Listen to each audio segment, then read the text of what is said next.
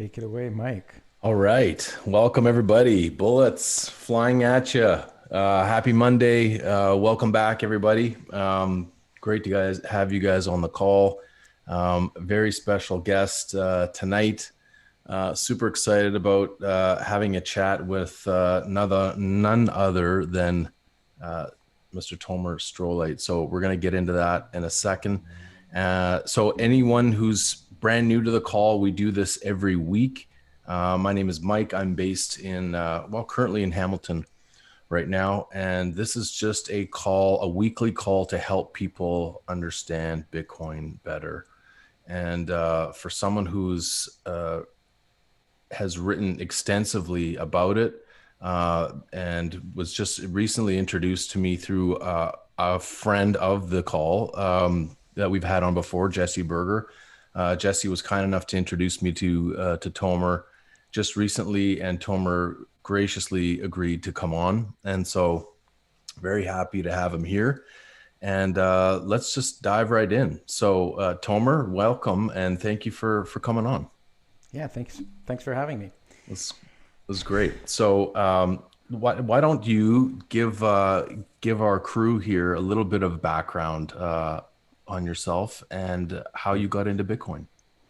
Sure. I'm I'm going to be 51 at the end of this week. A little bit of background. So I've been around as long as fiat money has been since around the time that it replaced the gold standard. If we're all Bitcoiners here. Um, and I spent the first part of my career in digital media, although in a traditional media company. So I spent about 16 years. I don't know how many other people in the call are Canadians, but I'm from Toronto. I spent 16 years working at Torstar, the Toronto Star, that company, which was and my first assignment was I joined to help them launch their website. I had both a business degree and had used the internet, which at that time in 1995 was a pretty big deal. And so I helped launch their website. I helped launch their classifieds, their careers. I ended up with a career of my own inside that company, but most of it was digital. I actually helped start many of the brands that the company owned: Workopolis.com, Toronto.com. There were WagJag for some people, if they were Torontonians as well, was a bit of a big deal here. And I ran this digital division of theirs that was called Torstar Digital from 2005 to until 2012, at which point I left because I was too frustrated with what was going on in that organization.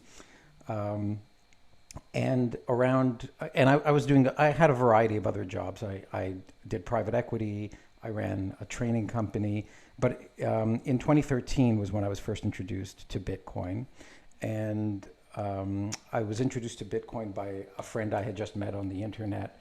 I was also a very big student of the philosophy of Ayn Rand. I became a big fan of the Fountainhead and Atlas Shrugged when I was running these digital companies. And he was an objectivist who introduced me. That's someone who subscribes to Ayn Rand's philosophy. He introduced me to Bitcoin, and I read the white paper, and right away I knew I was dealing with something extraordinary. I tried to get my hands on some Bitcoin. It was very hard to at the time. I ended up with a transaction in a coffee shop. Mhm. Um, which itself was interesting. And maybe we'll come to at the end of this because we're going to talk about my nonfiction series. But I very recently wrote a kind of a fantasy short sci-fi short story fiction about about uh, the admiration someone could have for the heroic nature of Satoshi. And you'll see when we talk about these writings just how much adoration I actually have for Bitcoin. It's much more to me than an investment. And I fell in love with Bitcoin over some period of time, just in studying it and talking about it with people. I got really deep in it. I wanted to understand how it worked. I needed to understand how the cryptography worked, what secure hash algorithms were, what digital signatures were, what some of these, and those were primitives to building bigger things like Merkle trees and blockchains and proof of work. And so I became really involved in it. In around 2017, for those of you who know, there were the fork wars. I wrote a lot of essays at that time under a pseudonym on Reddit, because that was the community in favor of users activating the SegWit soft fork themselves. So it was called UASF, which sounds a lot like USAF and United States Air Force. And so we had hats made up with a little bit of dyslexia in it for user activated soft fork. And ultimately that succeeded. There's a really great history in that. There's someone recently published a book on the UASF, and I became a moderator of the Bitcoin subreddit, which I still am, although I don't do much moderation. And then I kind of went quiet. It was a very stressful time going through the fork wars. We were worried about the future of Bitcoin. There were millions of attacks. People were talking about shitcoins flipping Bitcoin. Everybody was attacking Bitcoin, and then the price crashed. And I held through it all, and I held my conviction through it all, but I receded into the shadows just to wait out whatever would happen. And I continued to work. And then about a year and a half ago, I'd say, I can't remember exactly when, I remember reading an article that someone who I hadn't been familiar with at the time, Nick Carter, had written about Bitcoin being a peaceful revolution. And the article is called Bitcoin, a Most Peaceful Revolution, and I really recommend anybody reads it. And I could see that there was this momentum building again for Bitcoin and for the ideals behind Bitcoin. And so I became active on Twitter. I started to build a following. I started tweeting, and I joined a number of Telegram groups, and I started a podcast, like so many other people did. So I have a podcast called For the Love of Bitcoin. Just in case I haven't told you that I love Bitcoin, I have a podcast which tells you that I love Bitcoin. And it's with a couple of other co-hosts who share my sentiments. And then recently, like in early March, I was goaded into writing by one of my co-hosts. I had been doing a little bit of writing on Medium, and someone said, well, why don't you, I wrote an article, and the feedback I got was, it's a little confusing. You should answer the question why in the article.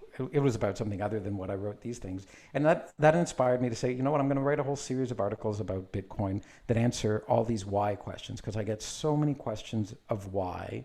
And I thought, I'm not a bad writer. I have a good skill at writing. I have good command of the language. I'm very skilled at writing short pieces, which is actually harder than writing long pieces.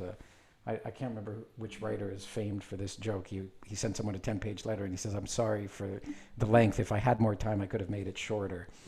and that's truly the case. It takes a lot of effort to make something short. So I wanted to write all these pieces, because I know attention spans are short, that were only about 3 minutes on average. I've got a couple of articles that are 4 minutes and a couple that are 2 in the series, but otherwise they're all 3 minutes.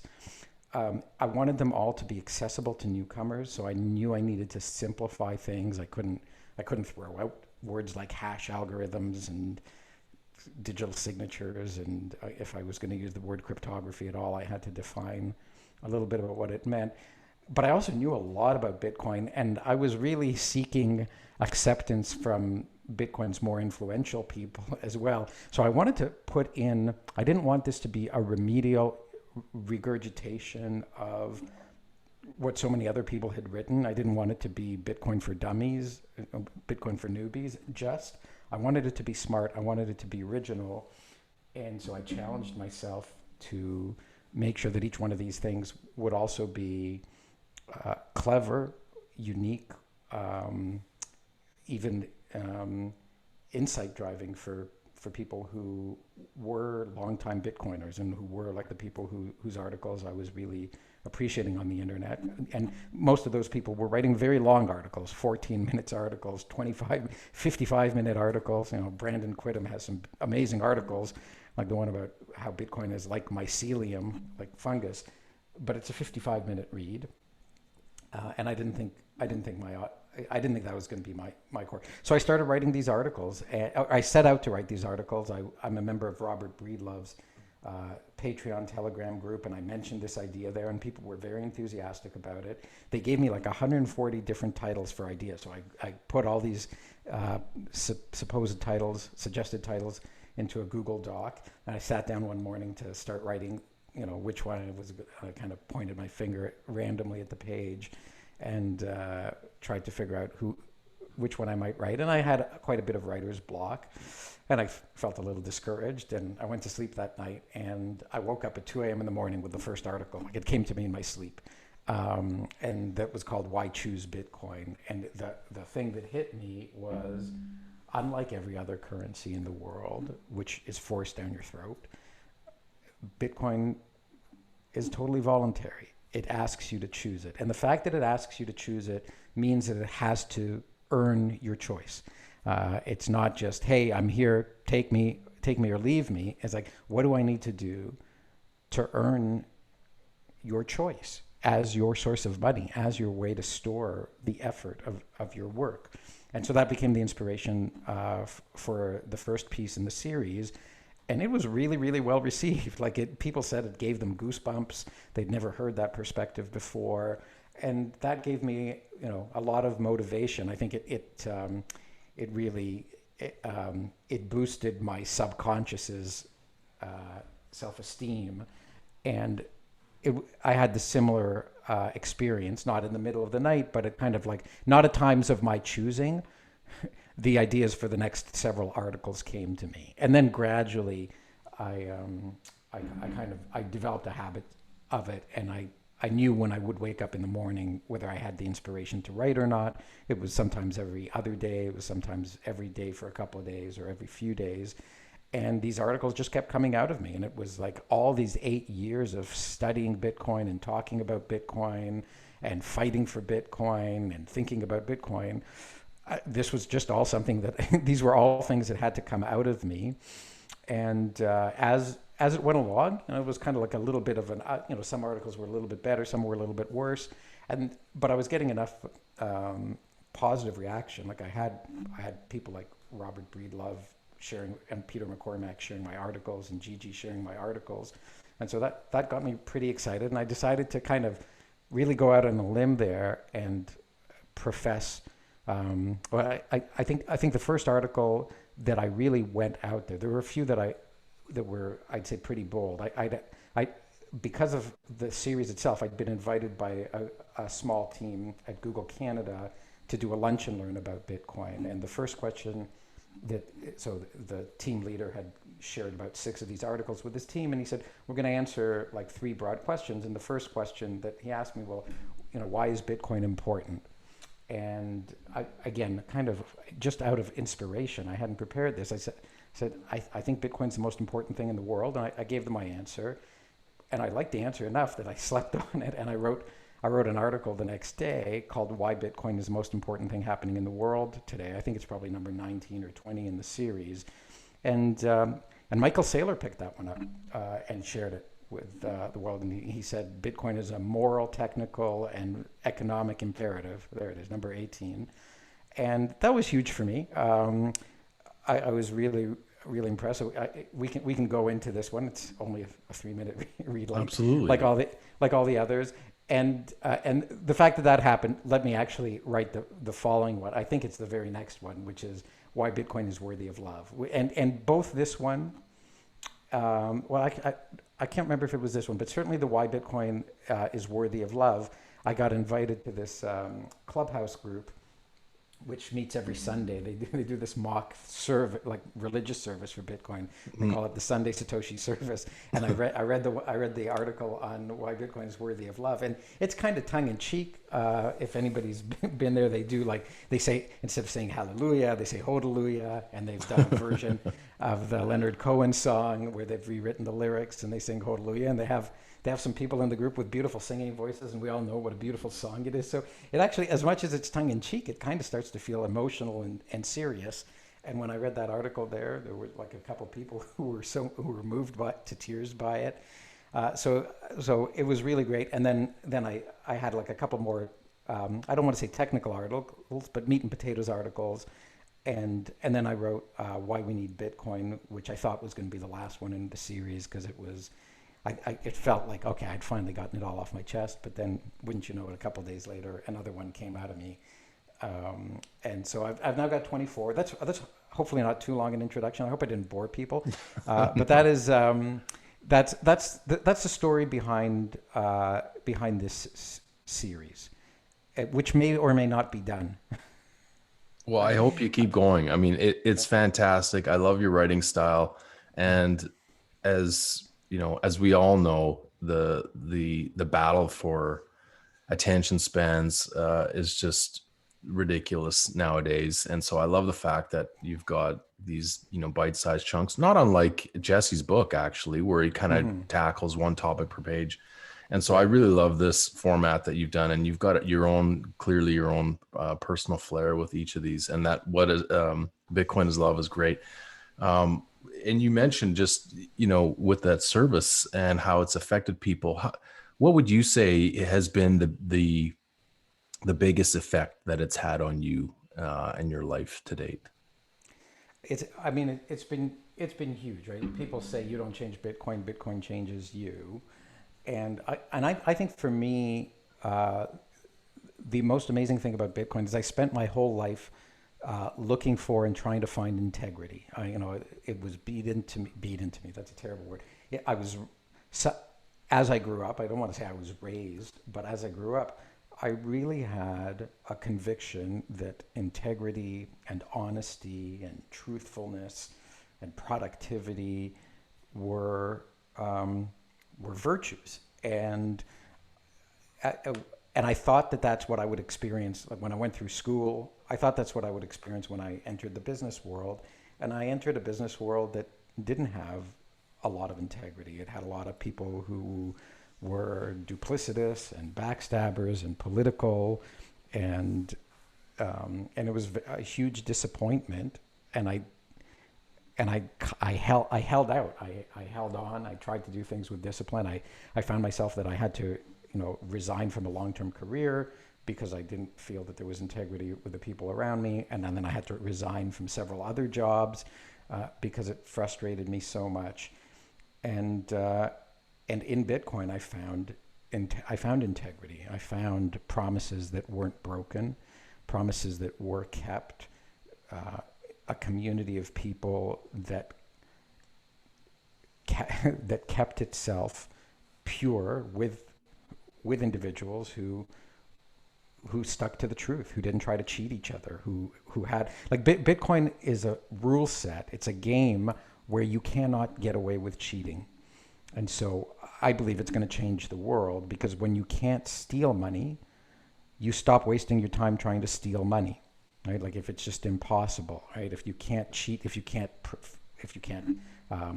counterfeit money, if you can't print it, if you can't seize it, then you're not going to waste your time doing those things. And I think that's the biggest cancer on our society today, is so much of the energy of our civilization is directed into games where people try to get money in exchange for something that they have not earned. They try to win the unearned. And I think Bitcoin's going to change that. And I think even already so far, it is a technology that if you step inside of it and you live by its rules, you end up sheltering yourself, or defending yourself from cheaters, from thieves.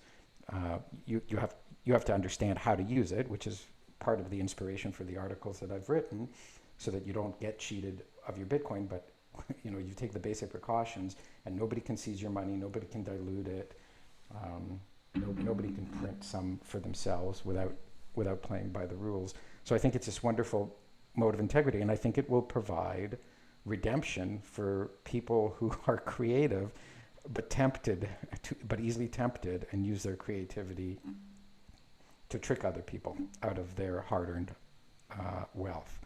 So I think Bitcoin's going to save the world. Like it's nothing less than that. And even if it doesn't, it's certainly worth fighting for, because I can't see anything else that's even remotely as promising as Bitcoin. I'm certainly not putting our trust in any political philosophy, whether it's left or right, or any politician who are all. I can't. If you can't say something nice, don't say anything. So I'll just say nothing. Yeah. But that's what's whatever your question was. Yeah, no, that's great. And I couldn't agree more, honestly.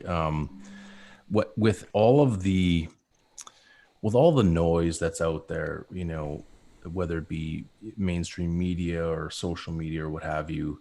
And we know with Bitcoin becoming more and more part of, the landscape, that people are exposed to. What do you think? Which element of Bitcoin or which narrative do you think is currently the most powerful that is drawing new people to Bitcoin?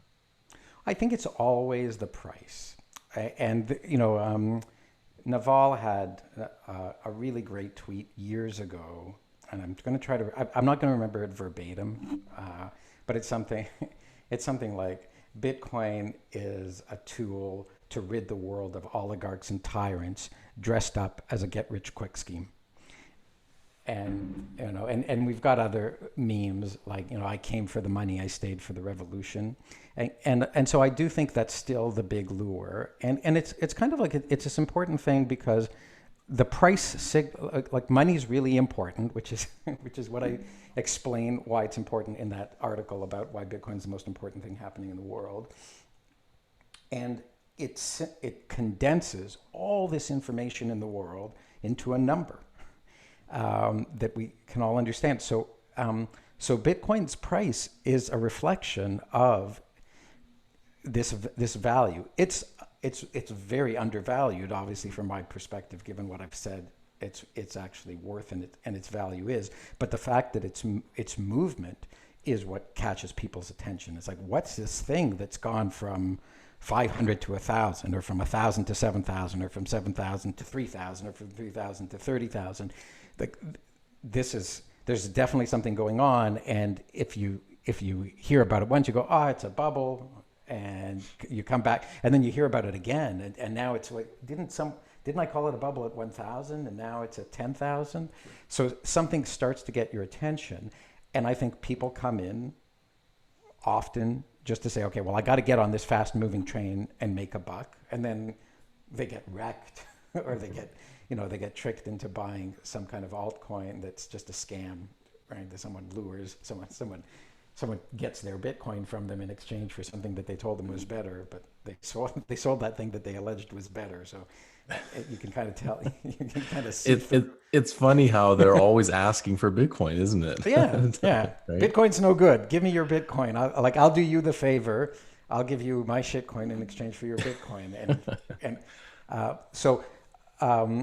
So I think the price signal is what draws people in, but then it is a variety of things. And Bitcoin is so many different things to so many people. Like, I've poured my heart out here in the first few minutes of this call.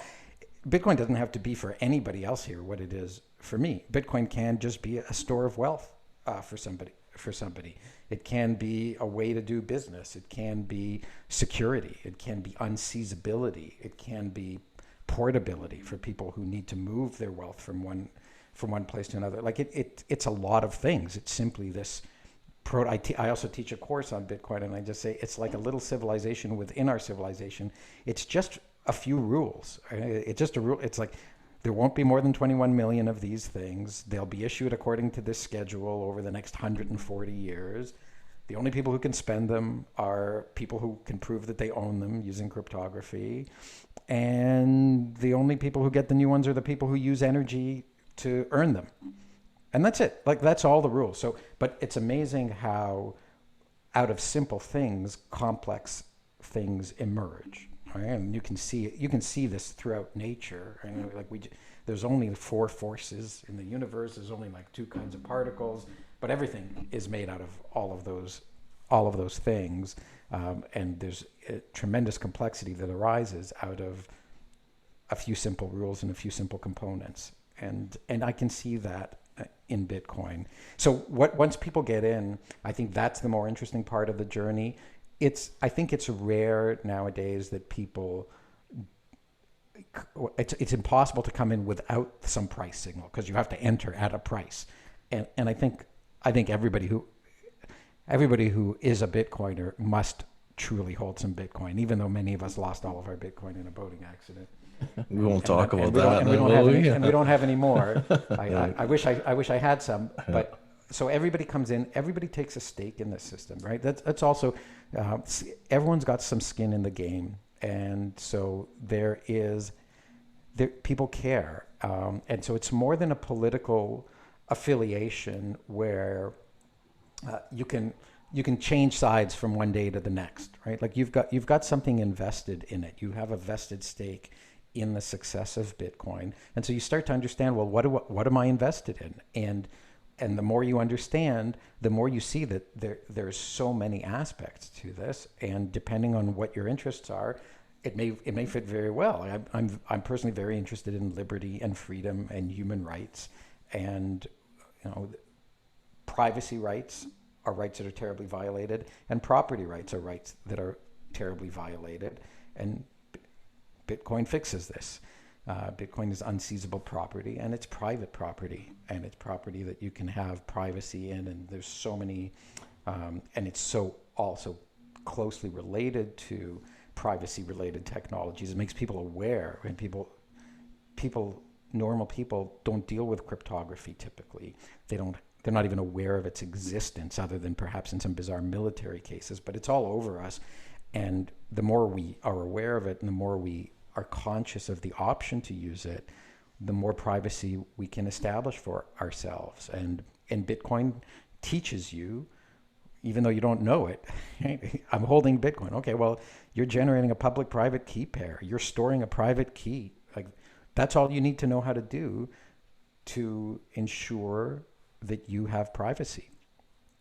It's not all you need to do. There's a few fancier things, but it starts you down a journey of being aware that you can take control not just of your money, but also of your privacy, and so many other things, and that you can then speak up, and that you've got a community of people who care about these things if you care about them too, and you're united. We're legion, we're plebs, many of us are pseudonymous, and we, and we're cyber hornets, with laser eyes. Yeah.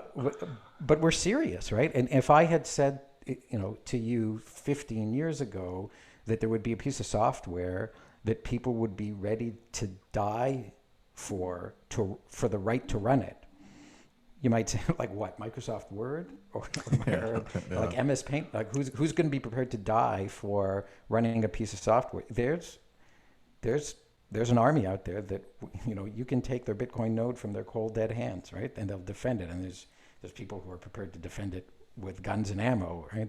There's one podcast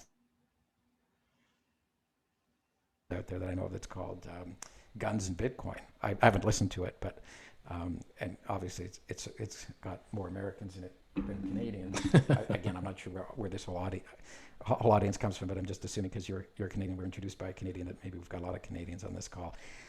But it's serious, right? Like, this is a piece of software that people run, and it manages property that they own, and they've staked significant wealth in it, and they're prepared to defend their property. Yeah, it is a revolution, and it always blows my mind that, not a day goes by that I'm not thinking, I can't believe that we just happen to be in this, point of history where this is unfolding, and we're just on the verge of it, getting going. We're very early for in many different ways, right? So yeah, I'll give you a couple. I'll give you two ways of viewing the timeline. Bitcoin is kind of this accelerated timeline. Everything happens so fast in Bitcoin, but we have these waves of people entering Bitcoin, right? Like, I entered in 2013, and I was talking to a couple of guys who entered in 2017 who want to start a course because they want to teach people who entered in 2021. And so kind of every 4 years, along with the halvings, there seem to be these waves of newcomers.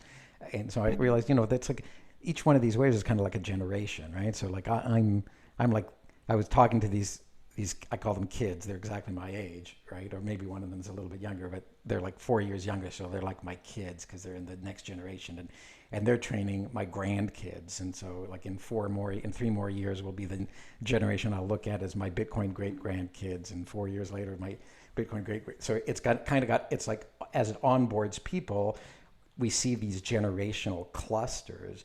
But I think we're all in this first wave of Bitcoin, which I think Bitcoin's going to be around for thousands of years. And this will be historically looked at as the time when Bitcoins were still being issued and distributed. Because in 140 years, the last Satoshi will be distributed, but in just like 50 or 60 years, we'll be, spending 50 years doling out the last Bitcoin.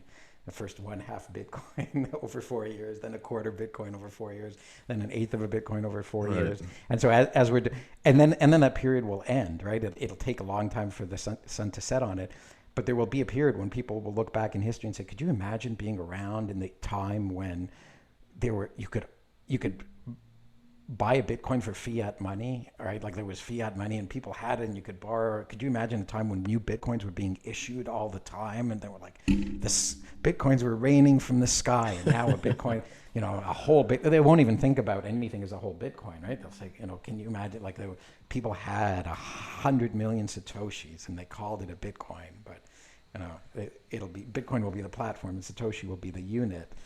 And so the ambiguity will be gone. But, for us, we look back and say, oh my God, somebody paid 10,000 Bitcoins for a pizza, which seems like something crazy. And they'll say, oh, can you believe it? People used to get freshly issued Bitcoin. There were such things as freshly issued Bitcoin. Like the history of its distribution through the mining subsidy it'll be a thing of the past. We're still in the first phase. No dirty Kevin O'Leary Bitcoins, like fresh Bitcoins too, right? Right. Yeah, it's always interesting. I think one of the other interesting things, just you mentioning Kevin O'Leary, and I don't want to pick on him in particular, but there's so much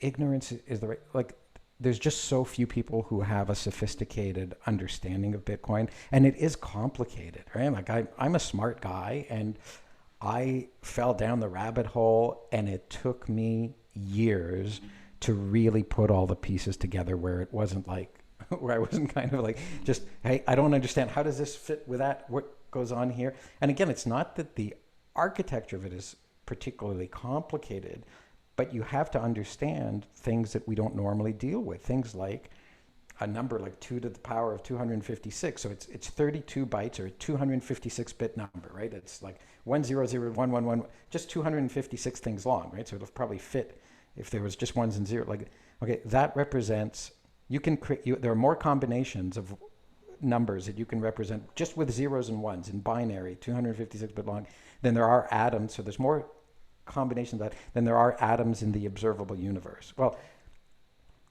that's a really hard thing to take into your head, right? Like I'm looking around, just in this room, there's a lot of atoms. I can't even see any one of them. There's so many, but I know that there's more than I can conceive of. And then I can't even conceive of the size of the Earth, or the size of Canada, or even the size of the city, right? It's just so big.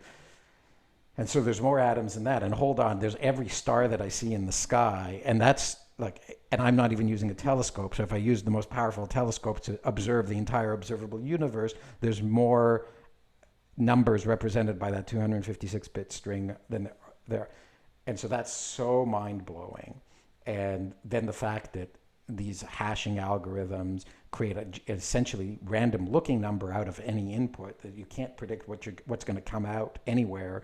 Like any one of those 256 bits has an equal likelihood of being a 1 or a 0. So the number's totally random.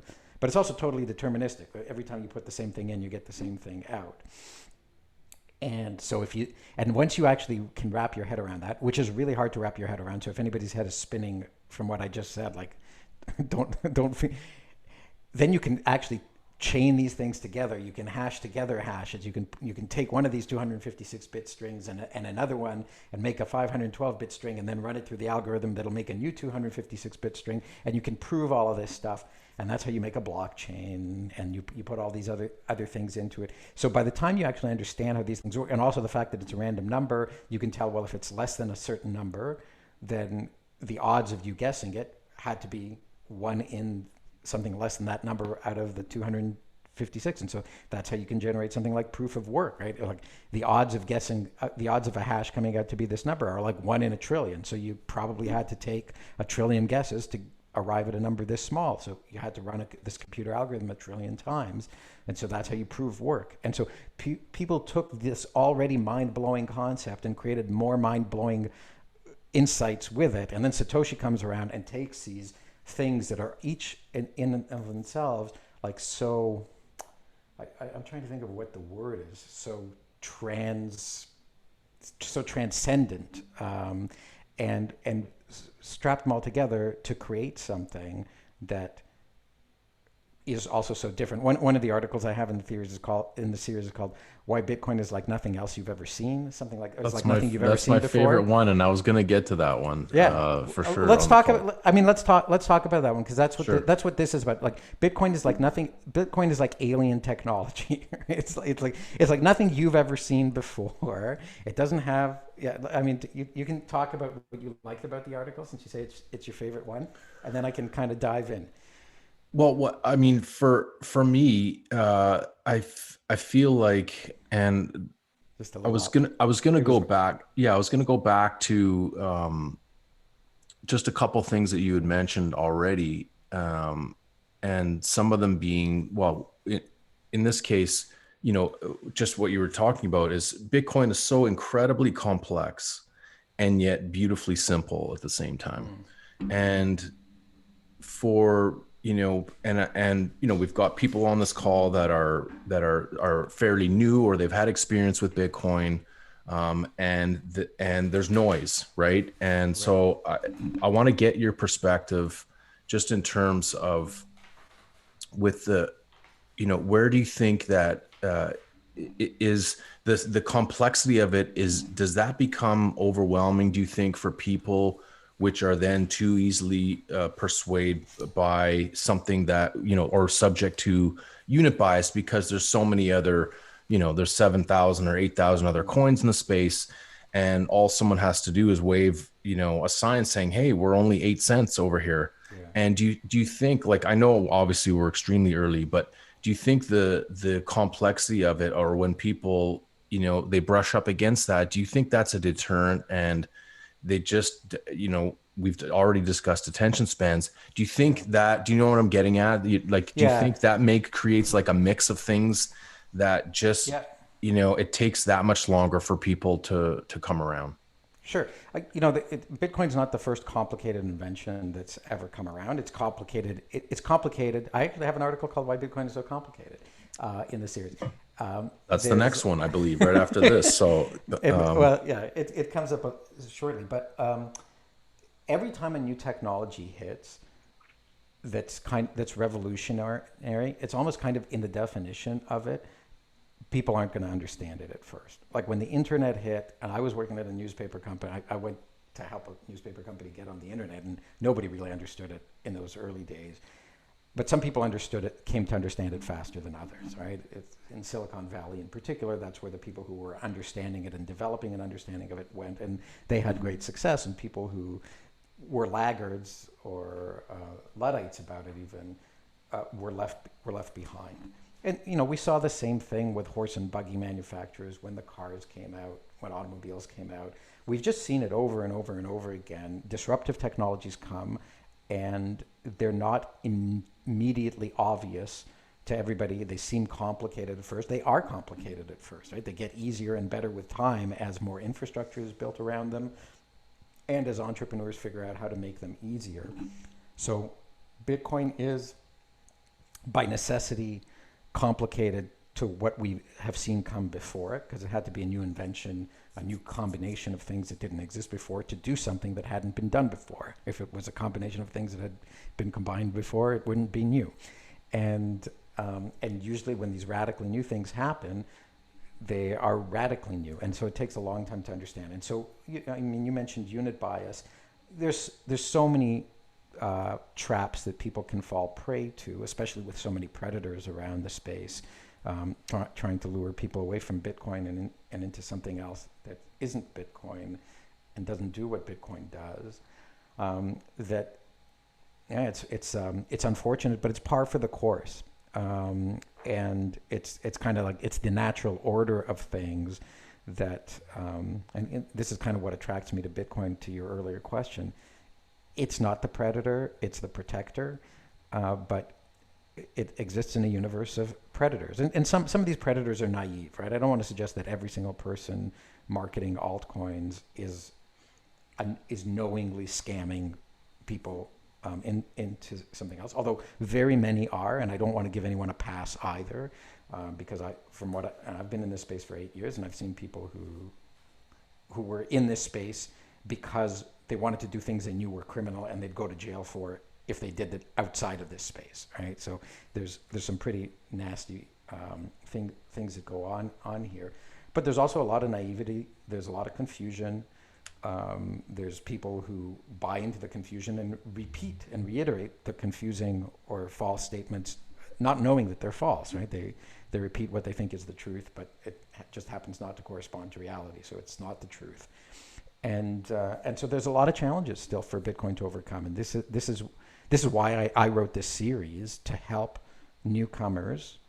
I also wrote it, of course, as I said, to try to get on the good side of people who I admired, but I also wrote it to help newcomers navigate their way through this without spinning their heads around by explaining how big a number 2 to the power of 256 is, or what a blockchain is. I wanted to get at how Bitcoin works in the same way that I could tell you your automobile works by having an internal combustion engine which takes gasoline and mixes it with air and sparks it and creates a fire, and that causes pistons to turn, and that causes the engine to turn, and that causes the wheels in your car to turn, and that's how a car drives. And I didn't have to talk about chemistry, right? And I didn't really have to talk about physics, and I didn't have to talk about mechanical engineering, which are all the things. So that's kind of the abstraction that I was seeking here. And also to say, and I'm also describing, like, we're all familiar with cars. I'm describing something you're not familiar with. Right? So, like, I'm talking about a blockchain and blocks and signatures. So it's as if I was talking about a car and you didn't know what an engine was or what a piston was. Like, you didn't know what the word meant, right? Or you didn't know what the wheel was. And so that's kind of the added challenge of what we encounter here. So it's complicated, but it doesn't need to be too complicated. It doesn't need to be alien forever. And anyone can choose to study as much as they want and understand as much as they want and come to whatever conclusions their mind is capable of bringing them to. And I love your comment or analogy about Bitcoin being a protector, and that reminds me of one of the best memes I've seen in a little while, which is, I don't know if you've seen it, is, oh yeah, and I don't have it, about. The army guy protecting the person in the bed with the arrows coming at them. Is that that's one, but it's a little bit older. I think it's about a week old, let's say now, for Bitcoin memes. That seems like a long time because there's so many, but it's the Spider-Man one. So there's a kid walking across the street with headphones, completely oblivious, right? And it's newbies. And then this bus, which was kind of racing towards the intersection, is full of people, which are, altcoins. And then Spider-Man's, holding the bus back, or Right. so, but it just sums it up right in one shot. And it just the power of memes as part of this has been pretty incredible, actually. Yeah, I really listen. I just published an episode of my podcast today. So for the love of Bitcoin, the most recent episode.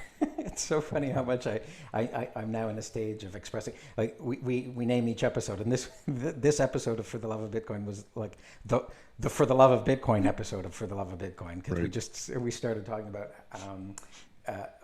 this variety of things. But we do talk about Twitter in this particular podcast, and how it helps organize information around this thing through things like memes.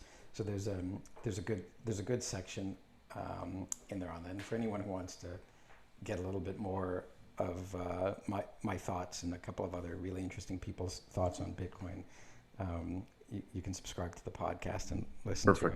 It's free of ads as well. So I'll get a link. Anything.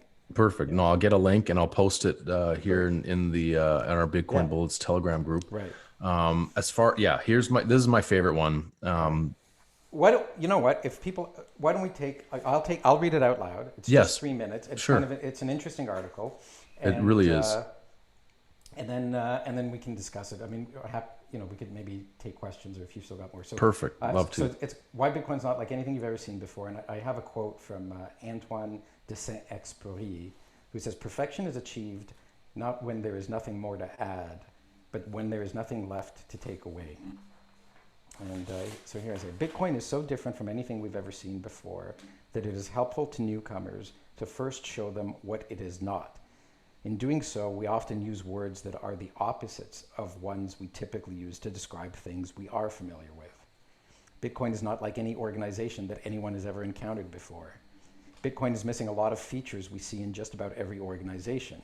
Bitcoin has no leader, no employees, no headquarters, no center of operations, no government, no rulers of any type, no elections, no location, no physical or intellectual property, no assets, and no money. It is not even incorporated or legally constituted in any manner anywhere on Earth. Bitcoin's design rejects all of these common features of organization. Bitcoin sees these features not only as unnecessary, but as undesirable.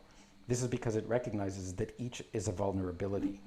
Bitcoin deals with such vulnerabilities by not having them in the first place. If any of these features were in Bitcoin, it could lead to Bitcoin halting, being taken over, becoming corrupted, or being destroyed. By removing them, Bitcoin becomes unstoppable, uncontrollable, incorruptible, and indestructible. By eliminating all vulnerabilities, Bitcoin becomes invulnerable. These intentional omissions are the genius in its design, which makes Bitcoin valuable and indispensable. What then is Bitcoin? Well, if Bitcoin isn't any of these things, then what is it? Bitcoin is a mechanism organizing people and computers to make one unerasable digital document. Unerasable is also known by the fancier terms immalleable or immutable. That document is a record of its own history. It can only be added to over time, not edited nor erased. This record's past is preserved beneath layer upon layer of proof of the energy used in creating it. Erasing any recent records requires so much energy as to be impractical, and erasing older ones is effectively impossible. There's even more that Bitcoin doesn't do. Bitcoin doesn't keep track of the identities of the people or the machines that use it, making it permissionless. It doesn't increase the supply of Bitcoins to meet demand, making it deflationary and inviolate. It doesn't force itself on anyone, making it consensual. It doesn't exclude anyone from using it, making it inclusive. Bitcoin sets out to do one thing and one thing only, to be the best money that humankind has ever had and will ever have, and it is uncompromising in its singular mission. In being this, Bitcoin makes possible a much brighter future for humankind and the Earth. Many of these sentences are links to other articles in the series explaining what those individual words or concepts mean. But I thought I was really inspired when I wrote this article because I was getting so many people asking questions like, I don't understand Bitcoin, I don't understand what it is. And I realized the big barrier to understanding Bitcoin was all these implicit assumptions that we have about what a thing is. Like people say, did you buy shares in Bitcoin? Well, it's like, slow down, right? There's no shares in Bitcoin. It doesn't have shares. It's not a company. It's like, when did they go public? Well, there's no such thing. So who's the CEO? What happens if I lose my Bitcoin? Right? It's like, okay, we got to go back and stop and understand why this thing is so different, right?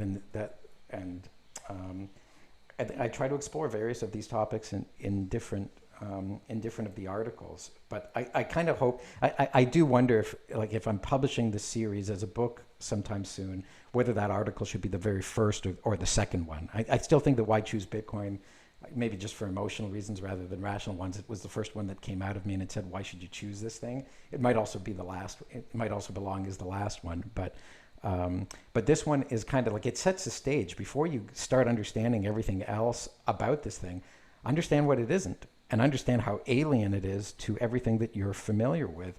Because it's only when you do that you can really start to understand some of the really subtle things about Bitcoin. Like Bitcoin's going through an upgrade right now, or a soft fork, as we call it. An upgrade is itself too judgmental, right? It's adding a new rule set that will allow a different type of transaction to be added in, but it's actually constraining what Bitcoin can do in a sense. And how we go about activating it is not like how you approve anything in any company. It's not like the CEO makes a decision. It's not like we hold a vote. It's like, it's a really ugly process. Somebody says, fuck it, I'm putting out a client that's going to activate this functionality. And if enough users adopt it, then the miners will have to adopt it. And so and that's the way it is. And if nobody adopts it, then the change isn't going to happen. And then other people are saying, well, that's too dangerous. Let's do it this safe way. And it looks really ugly. People are fighting. They're calling each other live. That's the way things work in Bitcoin. And it might look scary at first, but this is a system this is how the system generates an integrity. Like, nobody can bully anybody else into running any software. At the end of the day, people choose. It's totally voluntary, right? And so nobody can ultimately trick anybody into running software that can't be reviewed, because everything's open source and everybody can inspect everything.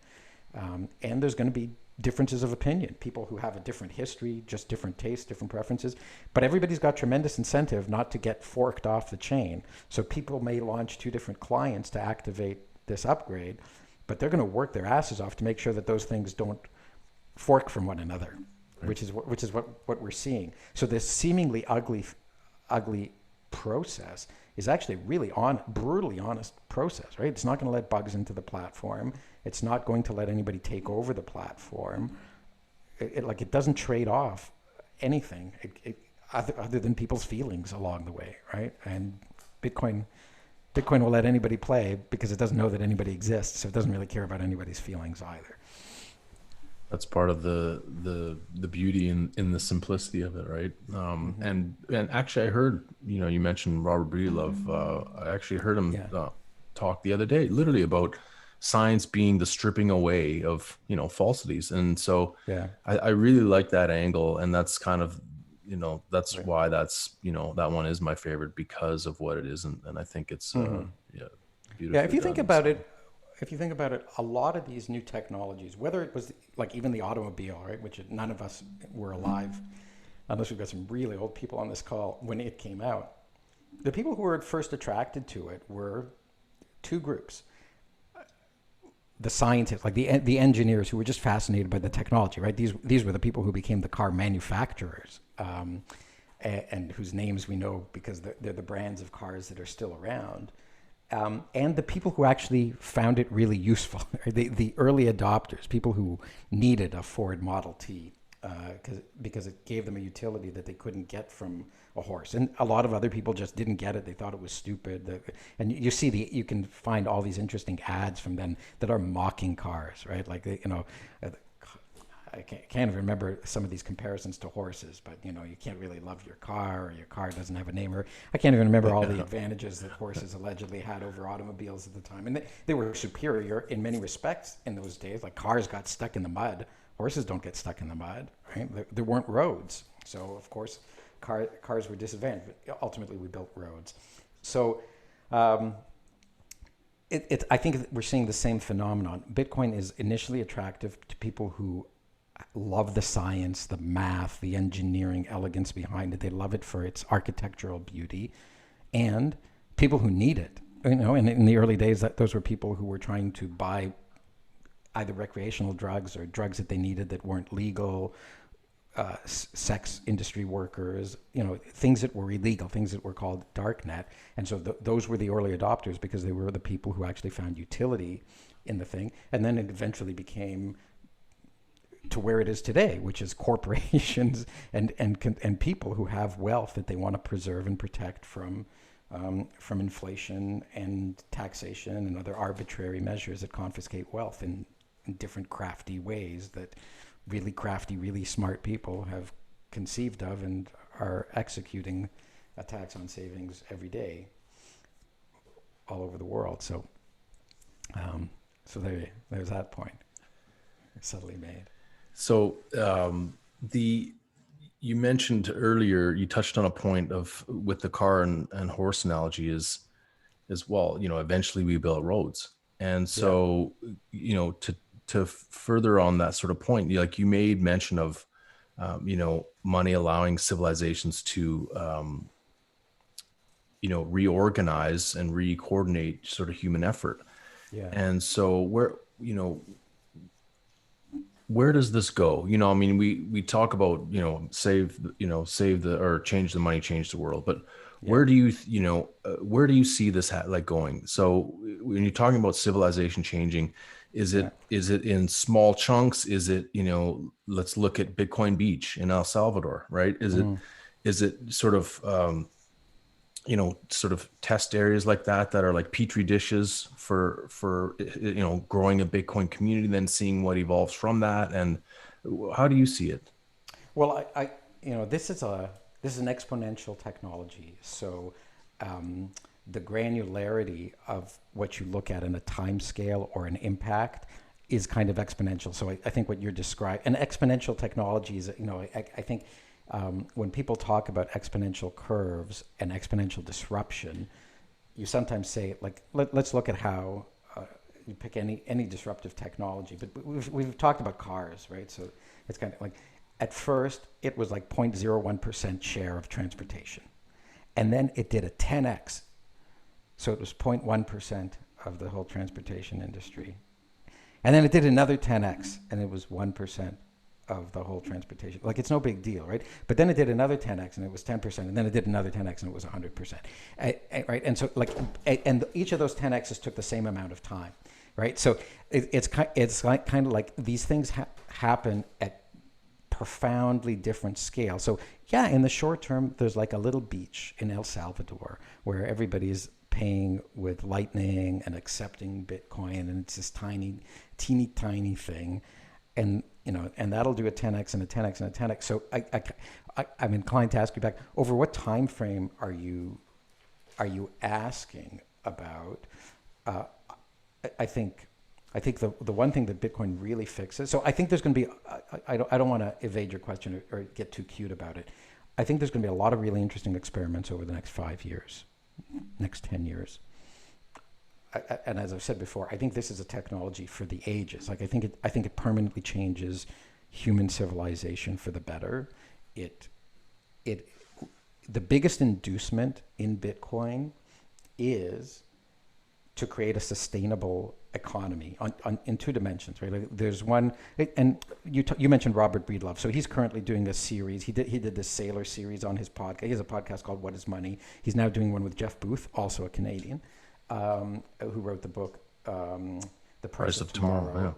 Yeah. And they've released 3 episodes, and so I really I'd encourage people to listen to all of them. But today's episode, the 3rd episode, Jeff points out that the inflationary economy, the fiat economy that we live in, is by its very nature unsustainable, because the politicians who run it, the bureaucrats who run it, what are they looking for? They're looking for GDP growth, right? So I'll try to make his point. He probably does a better job than me. So every year they say, well, how much money got spent? And if it was 3% more than we had, 3% growth. But if it was 50% less, it's a disaster. We got to do money printing. We got to do everything that we can. But maybe it was 50% less because people figured out how to make things 50% cheaper, right? Because there's this tremendous deflationary pressure in technology, right? Like, we just figure out how to make processors cheaper. It's not like if you bought a processor that does twice as much work for half as much money, well, GDP went down by 50%, even though productivity went up by 100%. So the whole measurement of GDP, this is just like a simple analogy, but it generalizes to everything.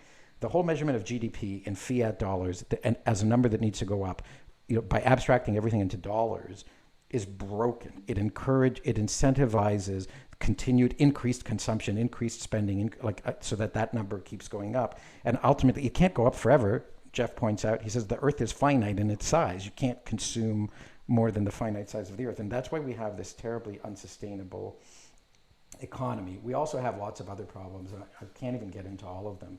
But Bitcoin really does fix this, because it takes the power out of the hands of bureaucrats who are so misguided that they're going to interfere with the economy every time efficiency, like they're literally ensuring that efficiencies don't cascade through to the sustainability of the Earth, right? If we figure out how to consume everything with 50% less resources at half the cost, they're going to freak out and triple the money supply and incentivize things and destroy your savings because GDP went down. So Bitcoin takes that decision out of their hands. They can't increase the money supply. They can't change the price of money. Money is a free market, and it's the monetary tools through which they do this. And so it fixes that. And the other huge thing that it fixes, and I think this is going to be the greatest change. It might not happen all in our lifetimes, but it's, like I said, it's for the ages. Bitcoin is going to raise humanity to a level where we master the control of energy. to levels that we haven't before. We came really close when we discovered nuclear fission and energy to mastering the atom and to generating a lot of energy. It became politically out of favor because some people also made bombs out of this technology, and there was a lot of confusion about radiation, so there was a lot of fear. But nuclear is a relatively clean energy, and we never took the step, we never achieved yet fusion. And that's mostly because people may disagree with me if they're more knowledgeable here. So here's my hypothesis. The study of fusion, we have a very powerful oil industry in the world. Right? The dollar is called the petrodollar for a reason. It's a cheap, clean, plentiful energy would be very bad for the most powerful things in the world. And so fusion energy has been relegated to research at a handful of universities, academic institutions, which aren't going to succeed financially if fusion succeeds, right? It's purely academic research. And so it's always been 20, 30 years away for each of the last 70 years. But Bitcoin changes this. Like Bitcoin says, if you can invent cheap, clean energy, I'll use it. And I'll reward you with Bitcoin. Wherever you can generate it, you don't have to hook it up to the transmission lines. You don't have to be part of the system. You don't have to be approved. You just need an internet connection, and you'll get paid as a Bitcoin miner. And so Bitcoin incentivizes. I talk about fusion energy, but I could be talking about putting solar panels in space and harnessing electricity. Wherever you can generate electricity, wherever you can generate power, you can generate Bitcoin. And so Bitcoin aligns human incentive to generate sustainable, clean energy, and it doesn't tie it up in bureaucratic organizations whose interests may be corrupted or who just don't have the same incentives. And if we discover these things for Bitcoin, we discover them for humanity.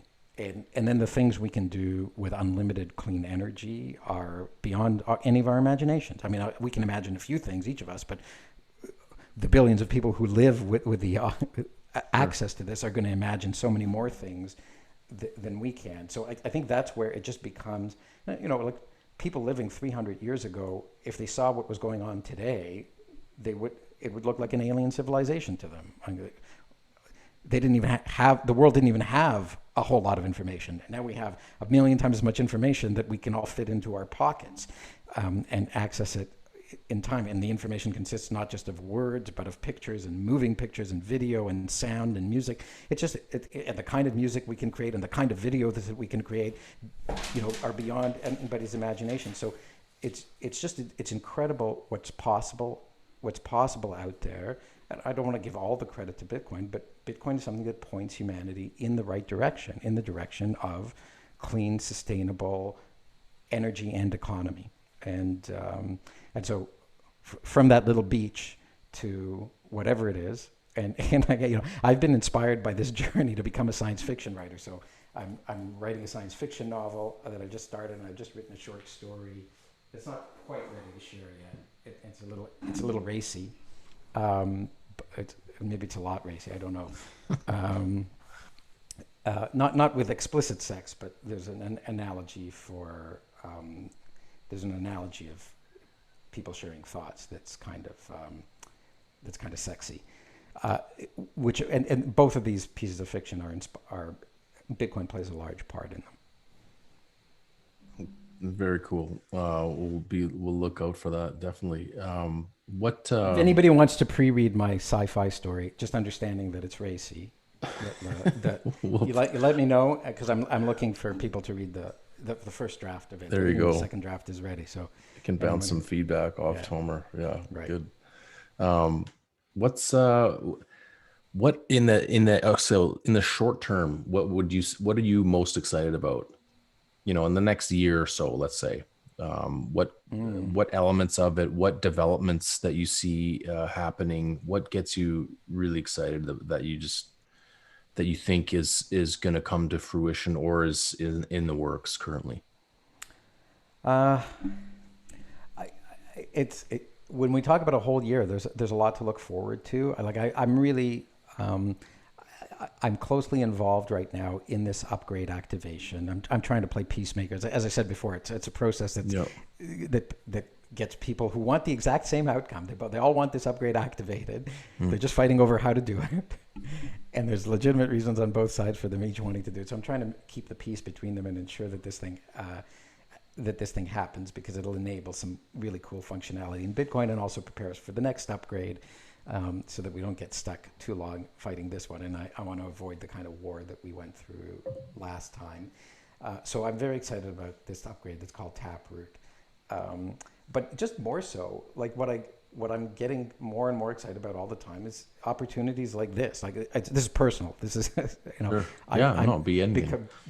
because I started writing these articles and started putting myself out there. I recorded a podcast with Alex Svetsky yesterday. He has a great podcast called Wake Up, and Peter McCormack is having me on his podcast on May the 4th. Fun. It probably won't air until a little bit later, but that's when we're recording to discuss the series. I'm really happy to be here. I've got a couple of other things that are baking. So I'm overjoyed by engaging with the community, and I'm excited about Bitcoin. Let me become the artist that I realized I always wanted to be. I spent 25 years of my life as a businessman, but I really always wanted to be a writer, and Bitcoin's given that to me. So, like I said before, Bitcoin can give anyone what they want, and it's given me that freedom to be who I've always wanted to be. It will serve as an integral part of the ultimate form of expression, right, for individuals. So that is extremely exciting. So what's next for you is you're currently just working on Taproot. That's front and center for you right now. Well, I'd be lying if I said it's immediate, but it's not a lot of time of every day. It's Sure. It's maybe a half hour. Like some days it might be an hour and a half that I put into it, but that's not a lot of time. And many days it might only be 10, 15 minutes, but it's 10, 15 minutes of useful time. Like, this is another one of those things.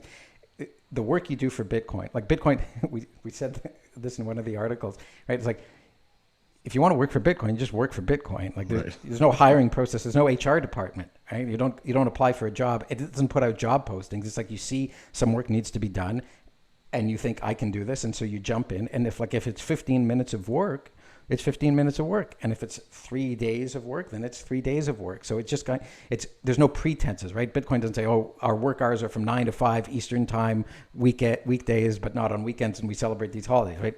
Bitcoin's up and running 24/7, 365 forever, no downtime. You can work for it anytime you want. If and if your work is accepted, that's great. So again, it's not like anything you've ever seen before. So it would be pretentious of me to say, oh, I'm putting all my time into Taproot, because Taproot doesn't need all my time. There's just little bits and pieces here. So I'm really putting a lot of time into writing and to discovering myself as a writer, and sharing my writing and finding an opportunity to discuss and react and get the reactions of readers to see, is what I'm doing resonating with people? I mean, I write stuff that I believe is good first and foremost, but I welcome feedback, like, oh, this part of it was too long, that part was a little boring, this part wasn't long enough because I was really getting excited about it, and then it ended too quickly. So I welcome the engagement, and I often imagine some readers in.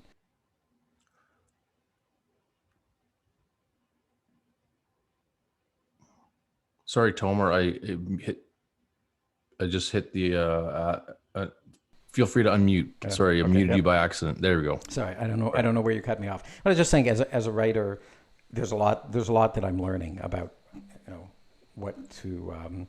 how to think when you're writing. When you're writing a character, to become the character, to connect with this fictional entity and be their mouthpiece as you're writing, and to also connect to your readers and to stay true to the story. So it's a really amazing experience that I've never experienced before. Yeah. That's really cool. If anyone's on the call still and have any questions for Tomer, please feel free to type them in the chat. We'll get to those. I just first and foremost, I just really want to, thank you, Tomer, for taking the time. I'm always blown away by, you know, how gracious the community is, with doing stuff like this, or just spending time with new people. I've said it before on some of these calls where, the most senior, the most knowledgeable people in the space will just speak to, everyday people that have no idea what this is all about, and feel like that is a valuable use of their time. And I love that about the space, and I love that about the community. And I think it's been an incredible journey so far. I can only imagine having you having been in since 2013 and have gone through a couple of cycles already. Most of the people on this call are still fairly new to Bitcoin, I would say, within the past 2 years, maybe even year and a half.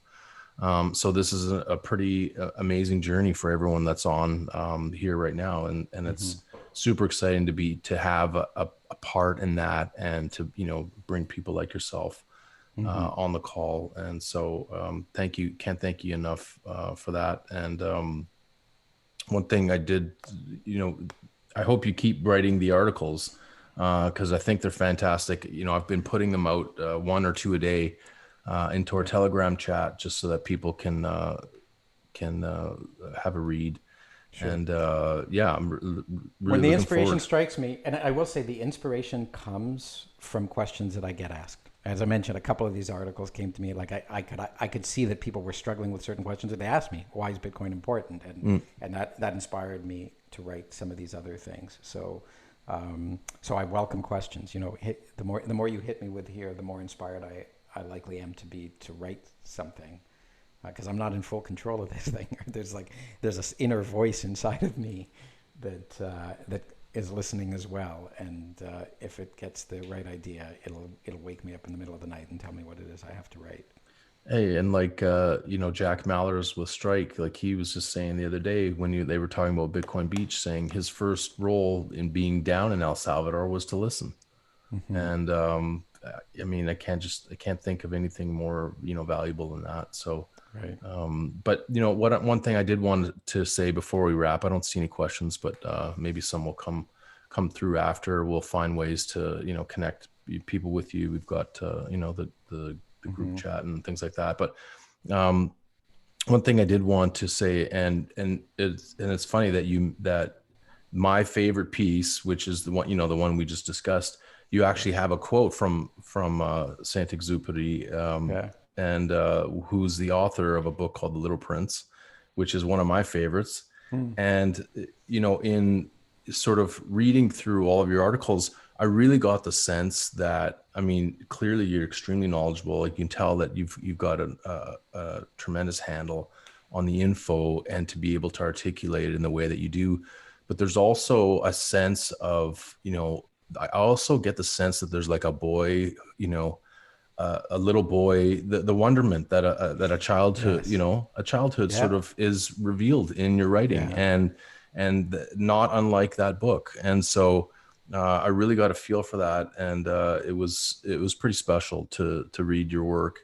And I really look forward to reading more. So thank you for. All right, well, I'm definitely, Mike. Let's definitely connect. Like, I'd love I will to share my piece of creative writing with you, and I will say this because I can see by the names and the thumbnails, there's a lot of women on this call. So the best reaction I've had so far, because it is a romance piece, and the best reactions I've gotten so far are from female readers. So if there's female readers who want to read something, like it's all mind stuff, but it's a romance about Bitcoin. So I'm not going to spoil anything more. But if you want to reach out to me either through Mike or somebody else, I can share the document, and maybe we can maybe the best way to get people, because I know these chat logs disappear afterwards and people's contact information isn't there.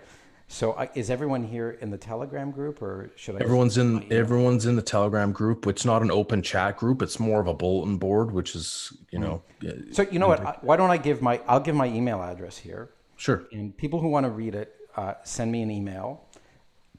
So it's just T Strolight. So my first initial and my last name at gmail.com, and I'll send you a copy. I will say the first paragraph comes out like Michael Tyson in a fight. It has the F word in it 6 or 7 times.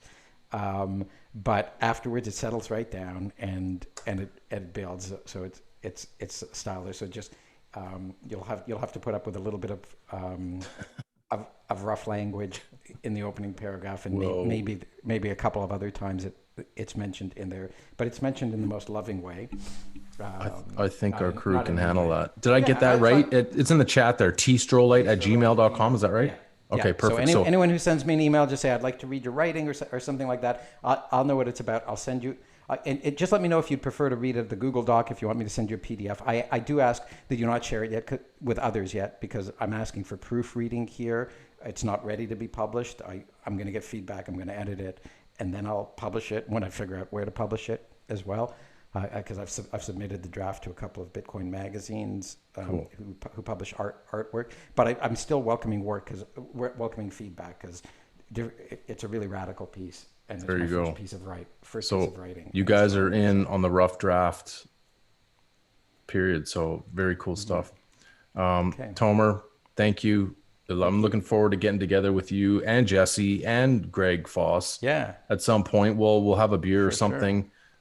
If the patio opens, maybe I'll just do an open invite and we'll just have a Bitcoin party somewhere. We'll take over a patio when the weather warms up, and love to do that and hang out It sometime. sounds terrific. It's been a pleasure meeting you, Mike. It's been great to see. We haven't had much interaction with the audience, but it's been great to see how many people have hung out all this time. So I really appreciate all of you guys staying the hour and 20 minutes. Yeah, and, we've got, it's not a huge group, but the people that are on this call, they're pretty dedicated, and they're great. We've got a really good bunch. I'm really fortunate to be surrounded by such great people. So thank you again for coming on. This was just a pleasure, and we definitely look forward. I'd love to have you come back on at some point, and we'll do this again I've got sometime. something else to come back on with. Absolutely. I'll be happy to. And like, there's lots of other topics. I know I came here to talk about this, but anyone who wants to hear what I have to say about Ayn Rand's philosophy and Bitcoin, subscribe to Alex Vetsky's Wake Up podcast. An episode should be coming out tomorrow or the next day. Perfect. With that, and keep an eye open in the next month or so for my appearance on Peter McCormack, and subscribe to my podcast, because it's all about self-sovereignty in Bitcoin, but that's an important thing too. And I look forward to seeing you guys all out there in cyberspace. And follow me on Twitter. What are all the other plugs, people? So I'm at Tomer Strolight on Twitter. You obviously know where I am on Medium. Yeah. That's really where I spend most of my time. You'll see me with laser eyes on Twitter, though. We've got them. We love it. So Tomer, send me anything, like when those come out, when the links come out for the podcasts that you're on, send them my way, just so I don't lose track, and then I'll post them in the group. Everyone can check them out. So and I'll post your info. Let me just very Twitter quickly handle. put the podcast link right in the text messages. Absolutely. Here. So this will give you links to all of the different platforms that it's on. I got to make this to everybody, right? How do I do everyone? So that's the website for the Bitcoin for the podcast, and just on Twitter I'm at, just to save anyone the time so they can cut and paste. I don't know what else to tell people. I hardly hang out on Clubhouse, but sometimes I'm there. Well, some of us don't have iPhones, so we won't. I saw someone we're not missing anything. Someone is named iPhone, but someone is named Galaxy S10. So Well, I know which one. I know which one has an iPhone and which one doesn't. Yeah. So, all right, we'll call that. We'll call it a night. Thanks again, Tom. We're looking forward to hanging out in person. We'll do a Bitcoin gathering at some point, but have a great rest of the week. Congratulations on everything that you've done so far. I mean, you've been an amazing voice, and to have those, the likeliness of the Michael Saylors and the Breedloves, reposting your info is just a huge feather in the cap. I can only imagine how proud you are. And as a fellow Canadian, we're proud of you. So thanks for doing what you're doing. And I'm looking forward to doing this again sometime. Terrific. Good. Terrific. All right. Tomer, have a good one. Everyone Yeah, thank else, you. all the bullets in the group, thank you guys for popping on. We'll be back next week, same time, and we'll do our regular stuff, the news and all the updates, a lot of cool stuff that's been happening lately. So we'll see you all next week. Have a good one. Cheers.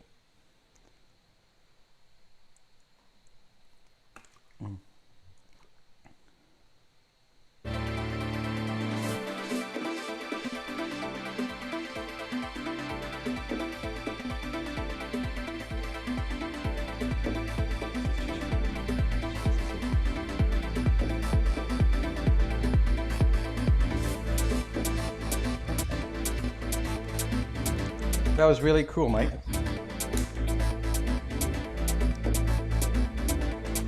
you want to hang out for a couple of minutes? Yeah, I absolutely do.